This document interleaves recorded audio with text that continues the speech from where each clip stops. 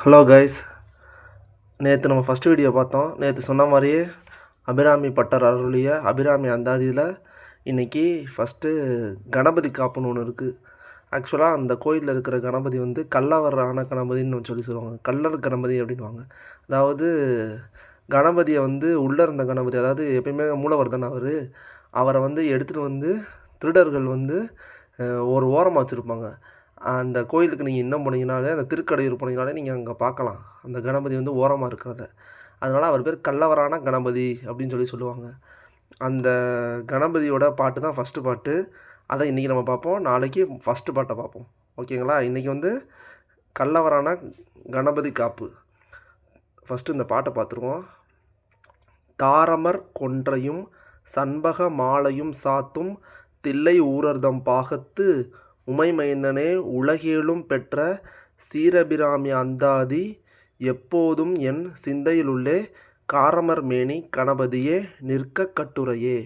அதாவது சண்பக மாலையை சாத்துற நம்மளோட 7 உலகையும் ஆளுகிற நம்ம அபிராமி தாய், அவங்களோட அபிராமி அந்தாதி எப்போதுமே நம்மளோட சிந்தையில், அதாவது எப்போதுமே நம்மளோட எண்ணத்தில் நிலச்சி நிற்கணும் அப்படின்னு சொல்லி நம்ம கணபதியை வழிபடுறோம். அதுதான் இந்த கணபதி காப்போட ஃபுல் மீனிங். அதே மாதிரி பார்த்திங்கன்னா, இந்த கோயிலுக்கு போனீங்கன்னா கண்டிப்பாக கணபதியை பார்க்க மறந்துடாதீங்க. அப்புறமேல் வந்து கரெக்டாக சிவபெருமானுக்கு ஆப்போசிட்டில் ஒரு குறிப்பிட்ட நேரத்தில் ஒவ்வொரு தடவையும் ஆரத்தி காட்டும் போது அவங்க அந்த யமதர்மனை வதம் செஞ்சனால யமதர்மனை க்ளோஸ் பண்ணி ஓப்பன் பண்ணுவாங்க.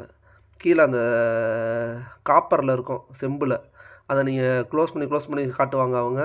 அதை நீங்கள் பார்க்க மறந்துடாதீங்க. அதே மாதிரி பார்த்தீங்கன்னா, கரெக்டாக அவருக்கு எதிர்த்தாப்பில், அதாவது அந்த சம்ஹாரம் பண்ணியிருப்பார்ல யமனை, அதுக்கு எதிர்த்தாப்பில் கரெக்டாக யமதர்மனும் இருப்பார். அதையும் பார்க்க மறந்துடாதீங்க. அந்த கோயிலுக்கு போனீங்கன்னா உங்களுக்கு ஒரு டிவைன் ஃபீலிங் கிடைக்கும்.